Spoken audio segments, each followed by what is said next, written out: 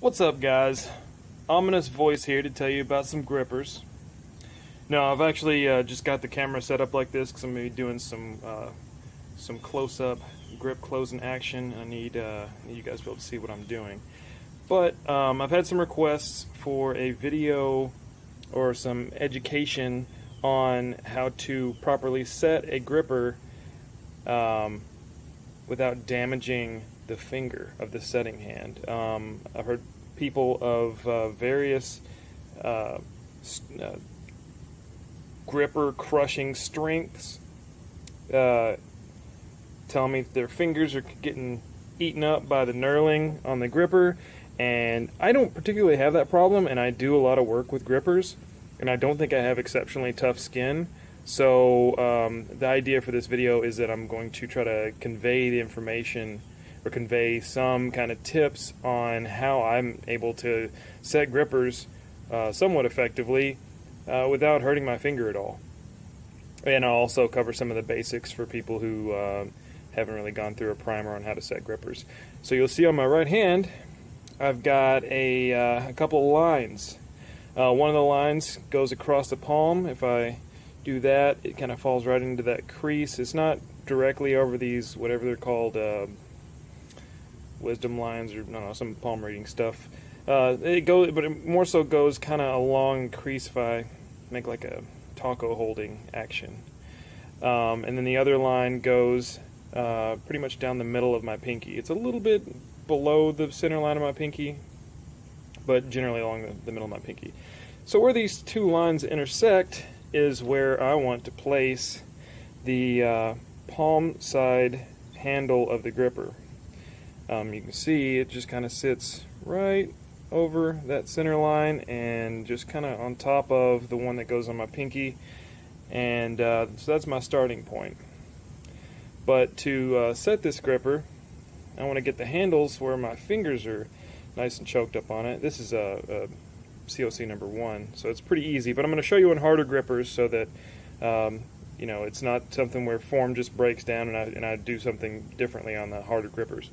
So hold the gripper like such, and then I use a cupping action with this finger, but not the whole finger, just the top portion of it, and I hook around the finger side handle of the gripper like that. The thumb does not push the gripper closed. It only pushes the gripper into my hand to anchor it, while I use my chest to help me walk that handle to parallel or however close I want it to be, and then close it from there. And as you can see, this gripper handle has not slid back in my hand. A bad set will leave the gripper handle further back in your hand, and you really just don't have the range of motion to close it at that point. So let's do some slow-mo real-time gripper closes so you guys can see what I'm talking about.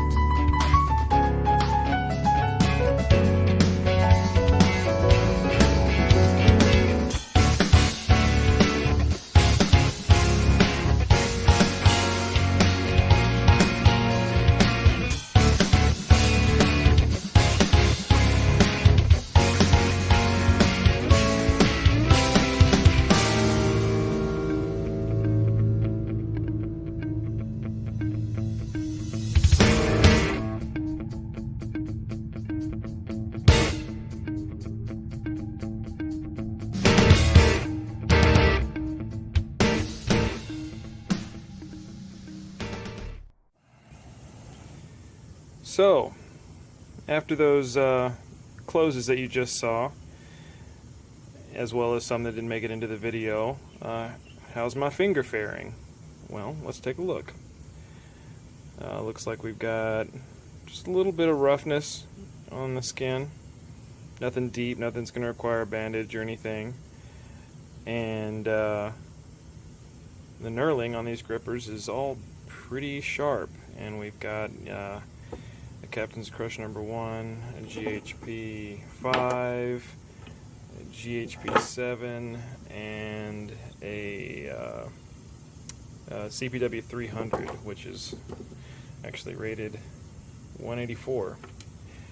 So some pretty sharp grippers and some pretty stiff grippers, and my finger fared pretty well through all of it. So I hope those slow motion videos help you guys get an insight into how I set and close grippers, and how I'm able to avoid any kind of skin tears or serious abrasions of my finger. If you have any questions, leave them in the comment. If you like this video, go ahead and like and subscribe. Thanks.